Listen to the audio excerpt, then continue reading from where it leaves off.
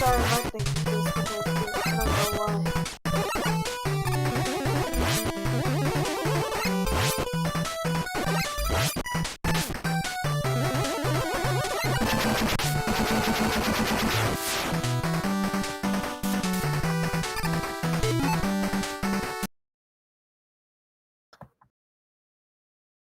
My thing disconnected. I don't know.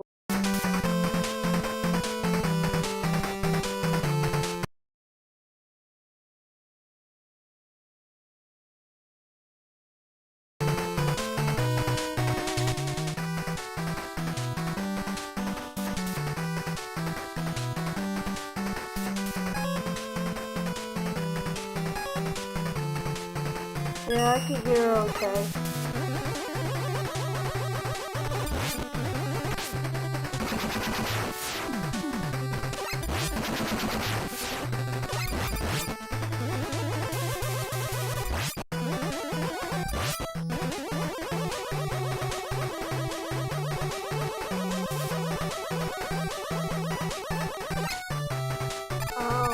They were just explaining what paganism is. I got a better idea. Step into the verdant realm of the green.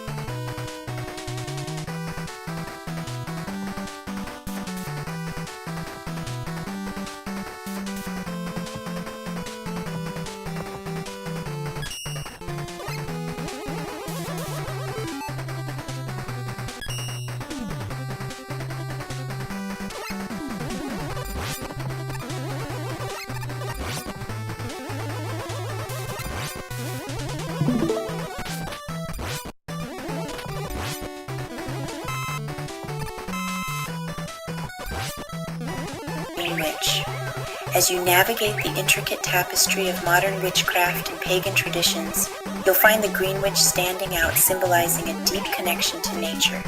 For you, this path isn't just about casting spells, it's about living in harmony with the earth. Imagine your heartbeat synchronizing with the rhythms of nature. This becomes your essence as a green witch. Your bond with the environment draws you outside, compelling you to merge with the winds, waters, and woods. Every whisper of the leaves, each melody of a bird becomes a dialogue, a conversation just for you. Feel the soil beneath your fingers, the residue of plants staining your hands as you delve into herbalism. From concocting healing remedies to brewing potent teas and crafting aromatic oils, you harness the magic of the flora that surrounds you, and your bond deepens as you cultivate these plants. Gardening isn't just a hobby for you, it's a spiritual act where every planting and harvesting aligns with the phases of the moon and the dances of the planets. Amid your profound love for the earth, there emerges a conscious awareness. You champion eco-friendly practices, embracing sustainability and understanding the importance of nurturing Mother Earth. It wouldn't be surprising if you were often found advocating for the environment or creating tools from materials that have been given a second life. Magic permeates your existence. While others might invoke the elements of fire, water, air, and spirit, it's the earth that speaks most profoundly to your heart. With an animistic perspective, you see life everywhere. Mountains, rivers, even what others might deem inanimate, like stones, all pulsate with a spirit, a consciousness you can feel. Your days are often marked by rituals and celebrations echoing the earth's natural cycles. You honor the turning of the season. Wait, are you on my screen?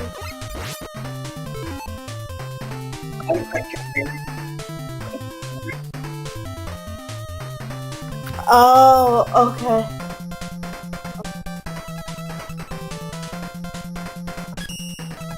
From the fresh bloom of spring to winter's quiet embrace, expressing gratitude and reverence with each passing phase. Yet, understand that each green witch journey is unique. While you may resonate with all these facets, others might only connect with a few. But one thing is constant: your deep, unwavering love and reverence for the earth and her myriad mysteries. Building your online business? Go to Wix.com and set up your store on a single integrated platform. Add products, showcase them dynamically, and seamlessly track your inventory. Accept multiple secure payments, and design your storefront down to the very last detail. Get all the tools you need. Drive more sales with customizable gift cards and flexible product subscriptions. Retain customers with a point-based loyalty program, email automations, and reach millions with sales channel integrations. Complete your setup with a personalized analytics dashboard. Make smart business decisions and shape the next phase of your business. Build, manage, and grow from one. Understanding the unique essence of green witchcraft.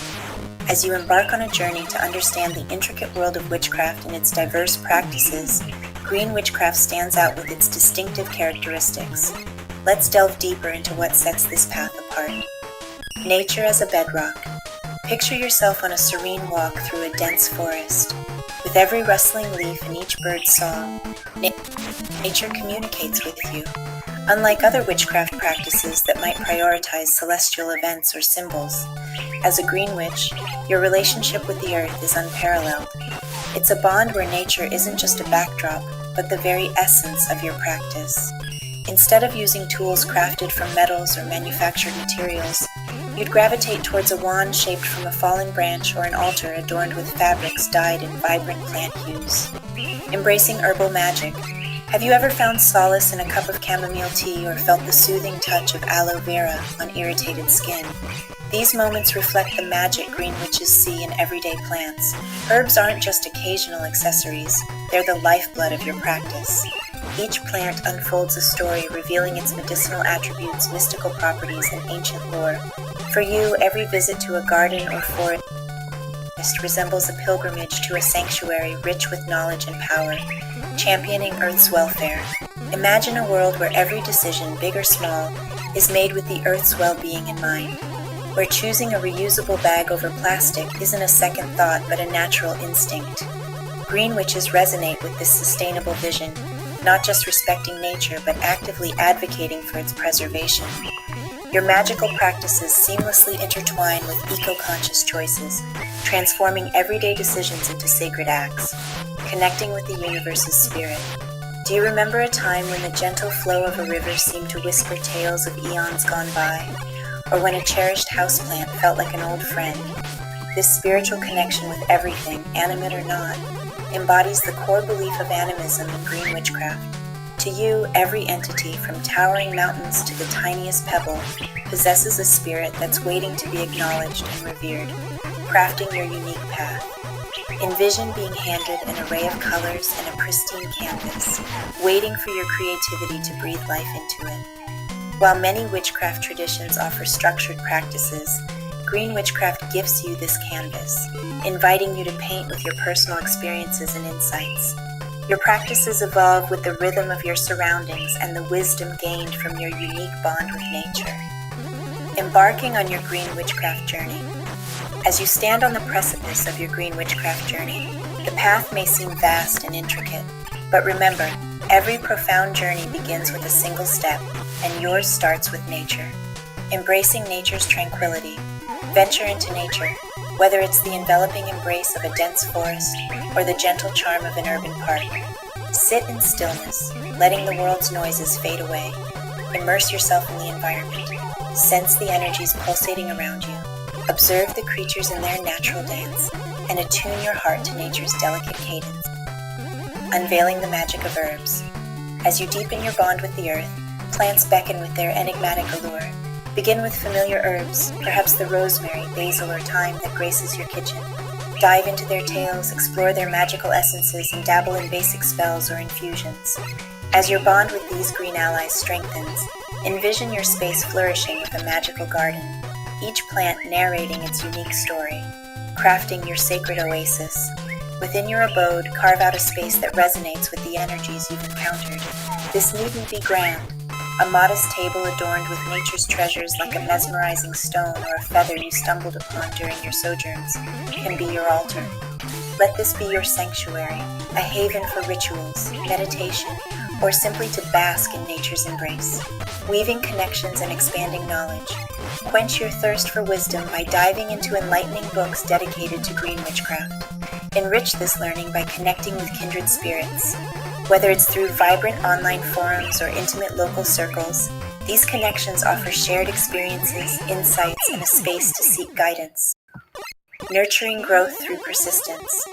Above all, cherish the uniqueness of your journey.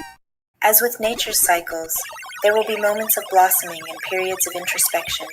Embrace every twist and turn, understanding that missteps are merely lessons. At the heart of your quest lies an unwavering intention, a deep yearning to intertwine your essence with the wonders of the earth. In the pulsating rhythm of the city, you might wonder how you can entwine with nature's gentle cadence. Fear not, for even amid skyscrapers and bustling streets, nature has etched her mark. Let's explore how you can tap into that connection with authenticity. Huh?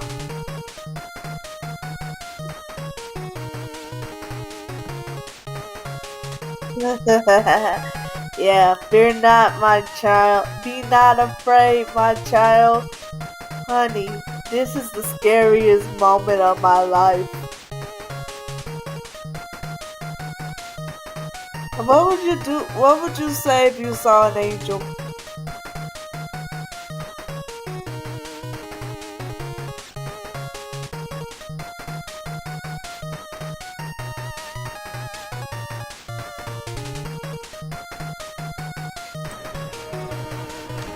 I'd probably throw my arms open and say, "Brother!" Like, Adam's Family. I don't know what happened next, but... Close your eyes and imagine a quaint city park, the distant drone of vehicles eclipsed by whispering leaves and cheerful birdsong. Urban landscapes, for all their concrete grandeur, often hide parks and green sanctuaries. Dive into these oases. Whether you meditate, ground your energy. These plants actually grow. These plants actually grow where I'm from. They actually grow. These ferns actually grow. Where I live. But they grow really big. Like bigger than this. And they're everywhere because they're an invasive species. Energies or merely bask in their tranquility, these spaces become your natural retreats amidst city life. Nurturing green on ledges and sills, visualize your balcony or windowsill brimming with potted herbs, blossoming flowers, or even vibrant vegetables. The absence of a garden doesn't mean the absence of nature. Cultivate basil, rosemary, or fragrant lavender. These plants not only serve as magical ingredients, but become threads linking you to the earth's heartbeat. Creating indoor green havens. Imagine your interiors transformed into verdant realms, adorned with indoor plants and captivating terrariums. Plants like the resilient snake plant or the cascading pothos don't just embellish, they cleanse and revitalize. Tending to them can evolve into daily rituals, honoring nature even within concrete walls. Unearthing the wild in the city. Recall those moments of unexpected delight, a wildflower's bloom amidst cracks or a hidden fruit tree. Urban spaces, when observed keenly, touch or let fresh air infuse your space. The city's unique energies can be intertwined with your rituals, crafting a dance of urban and natural magics.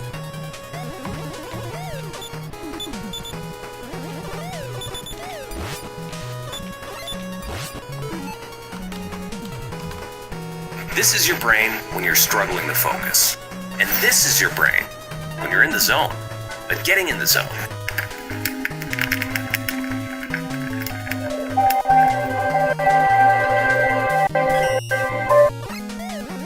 Nightmares are a common ail we all tend to face at some point or another in our lives. They can range from just being somewhat of a nuisance to taking over our nights and disrupting our sleep. While there are a handful of causes for nightmares, sometimes it reaches a point where magical intervention is necessary. Recently on my Patreon, I received a comment asking for a ritual or a spell or just a magical practice to help end nightmares, and it got me thinking. Personally, I have done a handful of things in my life to really kind of banish these bad dreams, and so when this question came up, I decided why not take the time to combine a few things, taking some elements of a banishing ritual and some sleep aids, and just see what happens.